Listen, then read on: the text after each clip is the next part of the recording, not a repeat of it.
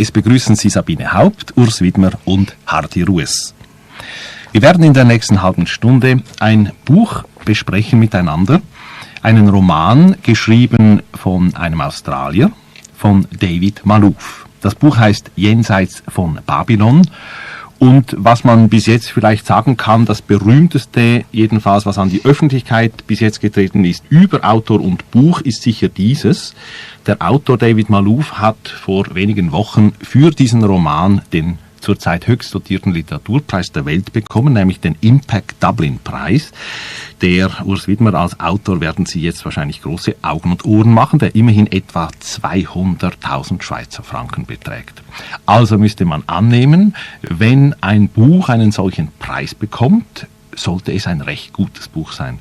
Bevor wir über das Buch reden, es handelt um Australien, es geht um Siedler in Australien, es spielt fast 100 Jahre früher als heute, im 19. Jahrhundert. Bevor wir eigentlich ins Detail gehen, möchte ich doch mal Sie beide fragen, Sabine Haupt und Urs Widmer. Wenn Sie in dieser Jury gewesen wären, in diesem Impact Dublin Preis Gremium, und Sie hätten diese fast 200.000 Schweizer Franken auch vergeben können, wie hätten Sie denn geurteilt, wenn David Malouf der Preisträger wäre? Was würde denn so auf der Laudatio stehen? Nun ja, bei dieser Summe ist jeder bestechlich und ich bin eigentlich voller Unverständnis, warum nicht ich den Preis gekriegt habe. Aber davon abgesehen denke ich, dass er ein würdiger Preisträger ist. Ich kenne ja die anderen Kandidaten nicht. Und es ist das zweifellos ein Buch, das einen Preis, auch einen hohen Preis verdient hat. Und die Begründung in 2 Sätzen. Wir werden aber nachher die Begründung im Detail schon noch hören. Was hat denn Ihnen so gut gefallen? Was finden Sie so preiswert? Die Begründung in 2 Sätzen, aber wir werden nachher sehr viele Sätze brauchen, ist, dass das Buch eine erstaunliche Emotionsdichte hat, die einen bei eigentlich relativ wenig Action im eigentlichen Sinn durchgehend bis zum Schluss hin fesselt und packt. Sabine Haupt, wenn Sie 2 Sätze zur Begründung für die Preisvergabe über dieses Buch sagen müssten, was würden Sie dazu sagen? Was mich fasziniert hat bei der Lektüre, ist dieser ungeheure epische Sog, der von dem Buch ausgeht. Also das ist eines der ganz wenigen Bücher, die man wirklich so in einem Zug durchlesen kann, ohne nachher das Gefühl zu haben, dass man irgendwie leer ist, weil es trivial war. Das gibt einem wirklich was. Und das, was eben gesagt wurde, es hat eine große emotionale Dichte, das stimmt. Einerseits und andererseits kommen auch eine ganze Menge Informationen über dieses Australien des 19. Jahrhunderts rüber. Also ich habe sehr viel erfahren, auch an historischen Dingen. Vieles ist plausibel in der Erzählung, auch wenn es ganz dicht bei den Figuren bleibt. Ob das nun wirklich das beste Buch der Welt ist, das mag ich nicht beurteilen. Jedenfalls ein Buch, das wir 3, glaube ich, ohne Unterschied alle 3 gern bekommen haben. Das kann ich heraushören aus Ihrer beiden Antworten. Und ich würde mich dem voll anschließen. Und jetzt wird eigentlich doch vielleicht das interessant werden. Wir wollen ja ein bisschen versuchen zu sehen, warum kann man denn einen solchen Roman gern bekommen? Warum kann man wirklich sagen, dieses Buch hat mir imponiert. Das ist ein sehr guter Roman. Es handelt über Australien, 19. Jahrhundert, Siedler aus Irland, eine Gruppe, die wir antreffen, und eines Tages bricht da in dieses relativ ruhige, wahrscheinlich auch recht gesicherte Leben plötzlich die Unsicherheit herein in Form eines sogenannten weißen Niggers, wie er einmal genannt wird. Das ist ein Schwarzer, man weiß nicht recht, ist er ein Ureinwohner, da merkt man aber, er ist ein Weißer, der verschollen ist und der jetzt diese Grenzen zwischen dem Unbekannten, der Ureinwohner, und diesem kleinen Stück besiedelten Land überschreitet. Eine Geschichte, die vielleicht sogar sehr archetypisch ist, dass etwas Bekanntes konfrontiert wird mit etwas Unbekanntem und dass dieses Unbekannte dann eben, dieses Fremde, auch alle Angst in mir vor dem Fremden auslöst und mich selber auch zum Fremden macht, habe ich das Gefühl gehabt beim Lesen, nicht? Wir realisieren ja, was wir an sich wissen, wieder ganz, ganz deutlich. Das Buch spielt ungefähr 1850. Wie jung dieser Kontinent Australien ist. Also das sind, abgesehen von den Strafgefangenen von früher, eigentlich die allerersten Besiedler. Die besiedeln jetzt Queensland nordwärts, sind aber nur an der Küste kleine Inseln von ein paar Häusern, die umgeben sind von unbekanntem und auch bedrohlichem No-Man's-Land aus der Optik dieser Siedler, in denen eben die Ureinwohner, die Aborigines wohnen, die implizit, weil wir ja in der Zwischenzeit ihr Schicksal kennen, eine riesige Rolle spielen, in dem Buch aber mit Ausnahme von 2 Personen unsichtbar bleiben. Und dieser Held, der eigenes Zentrum der Geschichte, dieser angeschwemmte Jemmy, der offensichtlich vor vielen, vielen, vielen Jahren bei einem Schiffsbruch an Land geschwemmt worden ist und dann eben diese ganze Zeit so lange bei den Aborigines verbracht hat, dass er seine eigene Sprache, nämlich das Englische, verloren hat. Und es ist auch ganz ein interessanter Vorgang im Buch zu sehen, wie er langsam wieder diese Sprache findet. Und er löst ja dann aus also er ist das Bindeglied, er ist beides. Und er löst im Grunde genommen macht er die Siedlung, die vorher relativ kompakt da in diesem Siedlungsgebiet ist, kaputt. Und was mich dabei interessiert hat, ist, dass diese Emotion, die das auslöst, wir werden als Leser ja selber im Geheimnis belassen. Wir wissen nicht recht. Für uns ist das Außenland genauso dunkel wie für die Siedler. Und der Autor hat eine merkwürdige Begabung, im Grunde genommen relativ begrifflich, nicht mit Handlung, mit wenig Handlung, die Spannung zu behalten, indem er die leisen Veränderungen der psychischen Befindlichkeit, jetzt rede ich ein bisschen begrifflich, der Vereinzelten darstellt. Man würde eigentlich meinen, da stellt man bald mal ab, aber das tut man seltsamerweise nicht. Ich bin nicht ganz dahinter gekommen, wie er das so gut macht. Vielleicht könnte man sagen, dass diese Figur des weißen Wilden oder des weißen Schwarzen nicht der Grund für die Krise in dieser Gesellschaft, in dieser Dorfgemeinschaft ist, sondern nur eine Form von Katalysator. Denn man erfährt in den Rückblicken ja, wie präsent diese Angst war, also was es heißt, einen fremden Kontinent zu erschließen, ohne auch nur die Spur eines Schlüssels zu haben. Ja? Also die springen von Küste zu Küste, es gibt keine Karte, nichts, sie wissen nicht, was sich auch nur 100 Meter vom Zaun ihres eigenen Hauses, wenn sie überhaupt einen Zaun haben, befindet. Also diese Ängste sind präsent. Man erfährt das anhand von Rückblicken einiger Figuren.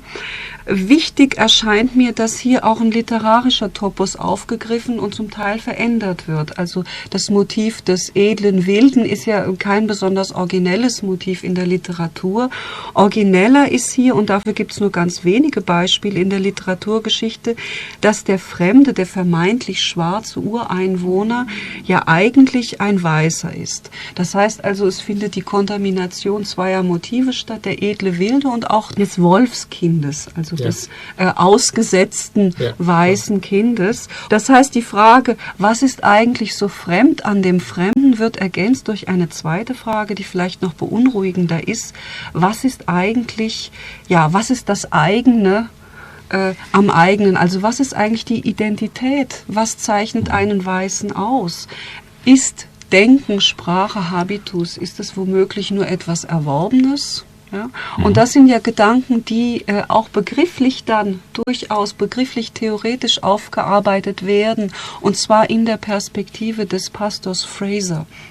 Das ist ja ein Mann, der über die genügende Bildung verfügt und auch sich ganz gut auskennt in den Gedankengebäuden des 19. Jahrhunderts. Der versucht dann halt herauszufinden, wie ist das mit der Evolution, wie ist das mit dem Ursprung der Sprache. Kann das sein, dass Jemmy den Schwarzen so ähnelt, weil er die Sprache verloren hat? Also wird der Kiefer dadurch irgendwie verformt und solche Spekulationen. Ne? Sie sagen, es ist ein Buch nicht nur über das Fremde, sondern über das eigene. Ja. Vielleicht bleibe ich mal gerne ein bisschen bei diesem Thema, denn diese Siedlergemeinschaft, die ja sehr verunsichert wird durch diesen Fremden. Es gibt dann Anspielungen auf Überfälle, offenbar sind Überfälle geschehen, wo Weiße durch Ureinwohner umgebracht wurden. dieses eigene wird ja von diesen Siedlern gar nicht richtig begriffen. Sie wollen, einmal heißt es, sie wollen aus dem Schwarzen einen Weißen machen, dann heißt es, aber wie? Wie konnte er es verlieren? Eben, und jetzt dieses es. Was macht denn den eigenen aus?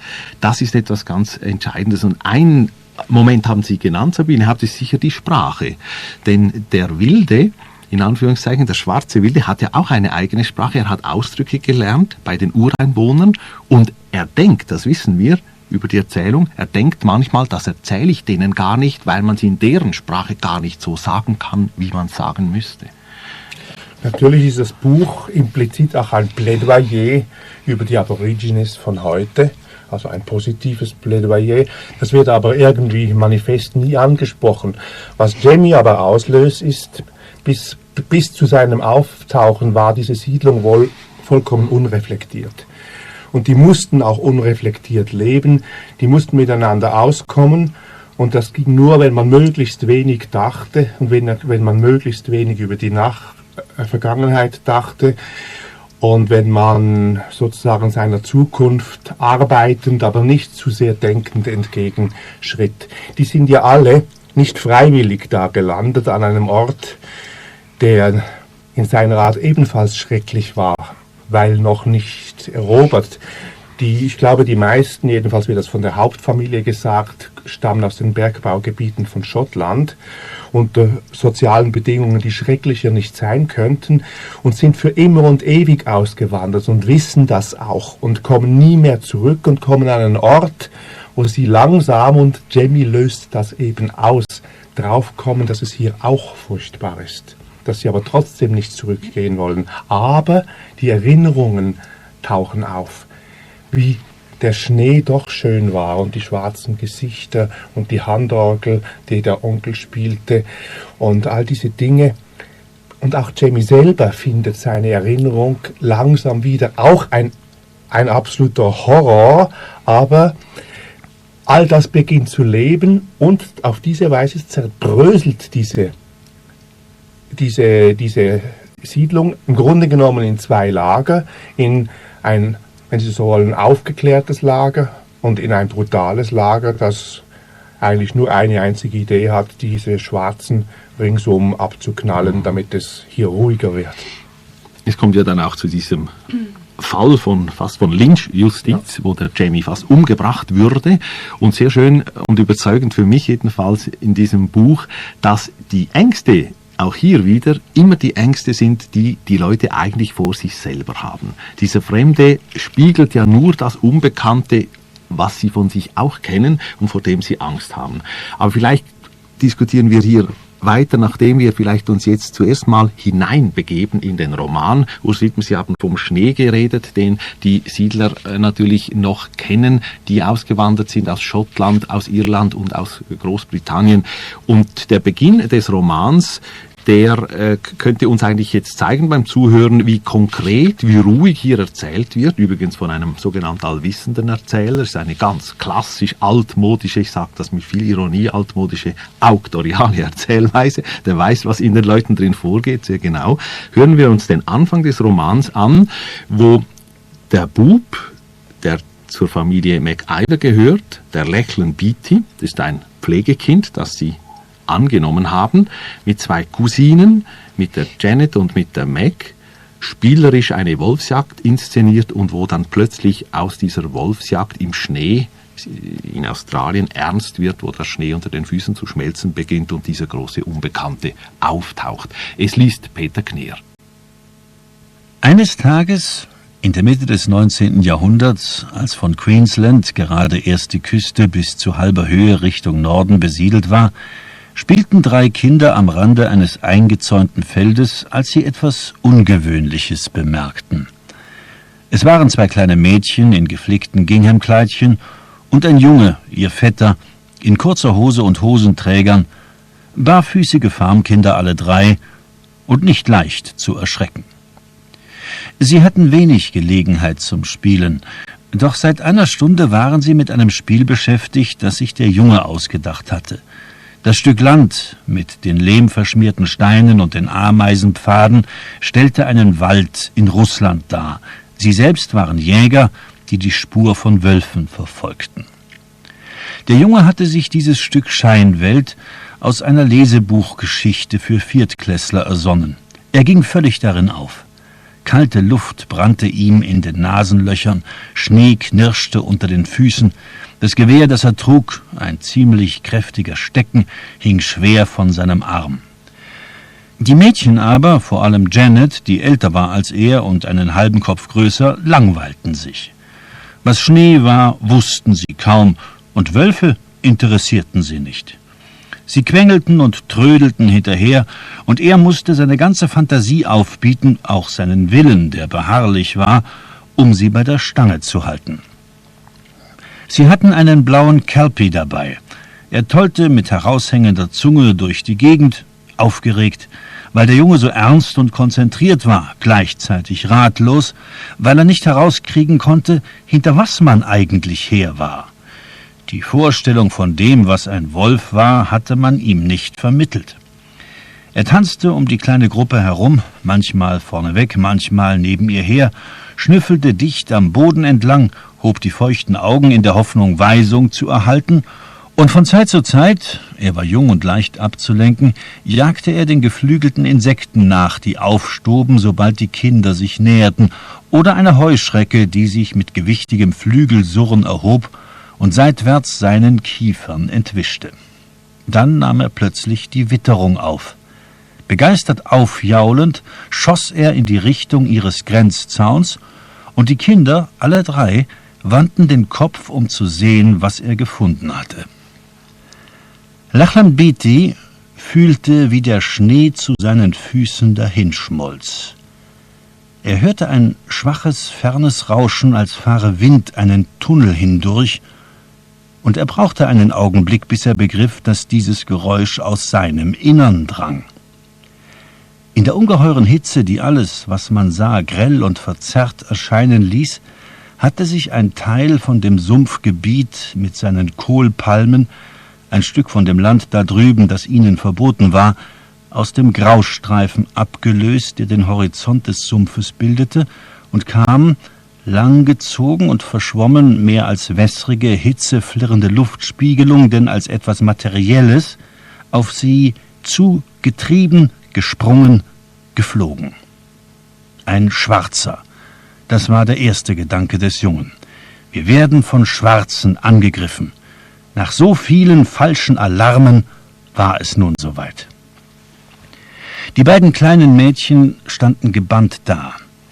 Sie hatten den Atem angehalten, einmal schnell Luft geholt, dann vergessen auszuatmen.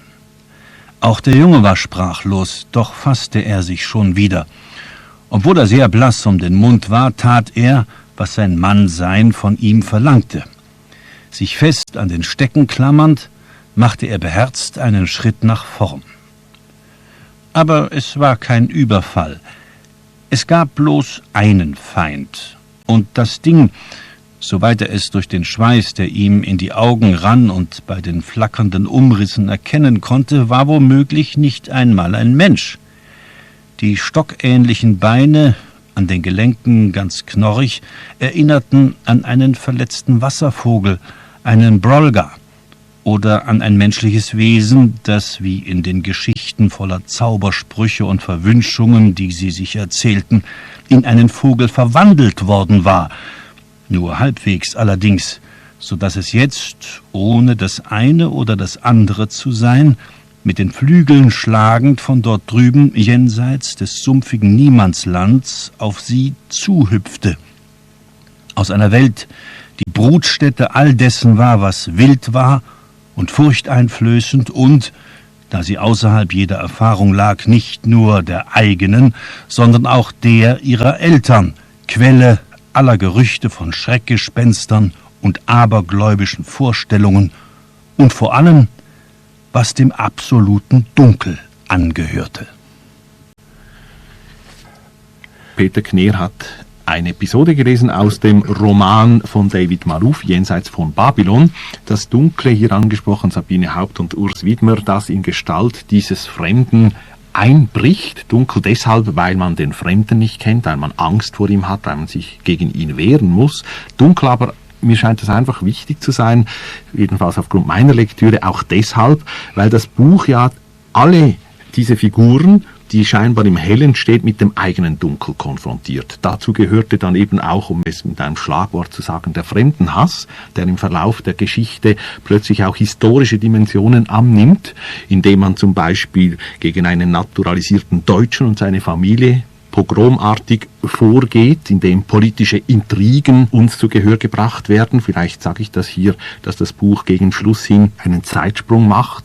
Wir gehen plötzlich 50 Jahre vorwärts und aus diesem Jungen hier, der mit dem Stecken auf den Fremden losgeht, auf diesen schwarzen Beatty, wird ein Abgeordneter, einer, der allerdings dann seinen Job verlieren wird aufgrund einer politischen Intrige, und aus dem Mädchen Janet, das hier vorkommt, aus der Cousine, wird eine Klosterfrau. Also wir erfahren ein halbes Jahrhundert australischer Geschichte aufgrund einiger Geschichten von Figuren und Personen. Zurück aber jetzt zu der Art und Weise des Erzählens. Sie haben gesagt, Urs Widmer, es seien sehr viele Begrifflichkeiten, mit denen man es als Lesende zu tun habe. Das heißt, ich habe es vorhin vielleicht ein bisschen salopp formuliert, es ist eine Art Erzählen, wo der Autor eigentlich ziemlich genau situiert, wie seine Figur empfindet, wie sie es sieht, nicht nur was sie empfindet und was sie sieht. Eigentlich müsste man sagen, ist es eine sehr unzeitgemäße Art des Erzählens, mindestens im deutschen Sprachraum gibt man sehr viel darauf, ständig diese Erzählposition zu reflektieren. Mir ist sie aber überhaupt nie unzeitgemäß vorgekommen und ich weiß nicht recht warum. Mir hat es sehr gefallen. Ich kann mir vorstellen, dass es vielleicht daran liegt, dass der Autor wirklich sehr geschickt vorgeht. Wir haben es zwar im klassischen Sinne zu tun mit einem allwissenden Erzähler, das kann man sprachlich genau nachweisen, aber dieser Erzähler tritt doch sehr häufig hinter seine Figuren zurück und es wird deutlich die Perspektive, die Sichtweise der entsprechenden Figur. Viele Szenen sind dann auch vielfältig und sprachlich, wie mir scheint, auch sehr plausibel perspektiviert. Zum Beispiel die zentrale Szene des Überfalls wird im Grunde genommen 5-mal erzählt. Aus der Perspektive von 5 verschiedenen Personen und jeweils relativ doch neu nuanciert. Und gleichzeitig läuft aber keiner dieser vielfältigen Erzählfäden ins Leere oder bleibt irgendwo unnötig hängen. Und das scheint mir doch ein Symptom zu sein für ein sehr gründliches, sorgfältiges Arbeiten. Diese Ausgewogenheit und Sorgfalt ist aber dann vielleicht auch ein bisschen ein Nachteil des Buches, was für meinen Geschmack ein bisschen doch was zu Bodenständiges hat, bisweilen etwas sehr Redliches. Also mir hat manchmal ein bisschen Ironie und Humor auch gefehlt. Also anders gesagt, vielleicht so ein bisschen urbaner Leichtsinn hätte vielleicht dem Ganzen ganz gut getan. Also es hat für mich was sehr Schweres, Schwerblütiges, manchmal auch leicht Betäubendes. Das hängt natürlich auch zusammen vielleicht mit den Anspielungen, mit den mythisch-magischen Anspielungen, auch mit der Sprache, die sich dementsprechend verhält. Aber vielleicht können wir darüber auch noch reden. Ja, ich denke, dass der Autor schreibtechnisch vollkommen moderne Positionen hat. In einem Er-Roman, also ohne ein Ich, ist ja leicht die Gefahr, dass man das Gefühl kriegt, der Autor wisse alles. Dieser Autor weiß nicht alles, auch er weiß über den Schrecken der unerforschten Umgebung nicht Bescheid. Auch er erzählt, wie gesagt, die Geschichten mehrmals. Ich denke, dass diese Schwere, diese Humorlosigkeit in Anführungsstrichen, die ich ein bisschen einschränken würde, einfach tatsächlich mit dem Thema zusammenhängt. Da ist im Grunde genommen, trifft die europäische Rationalität auf eine ganz anders magisch denkende Welt. Und die magisch denkende Welt lernen wir nur sehr schlecht kennen, nur in den ganz wenigen Momenten, wo sie auftaucht. Und unsere rationale Welt erweist sich mindestens in diesem Stadium als außerordentlich stumpf und besteht hauptsächlich aus ein paar schlechten Argumenten und Gewehren.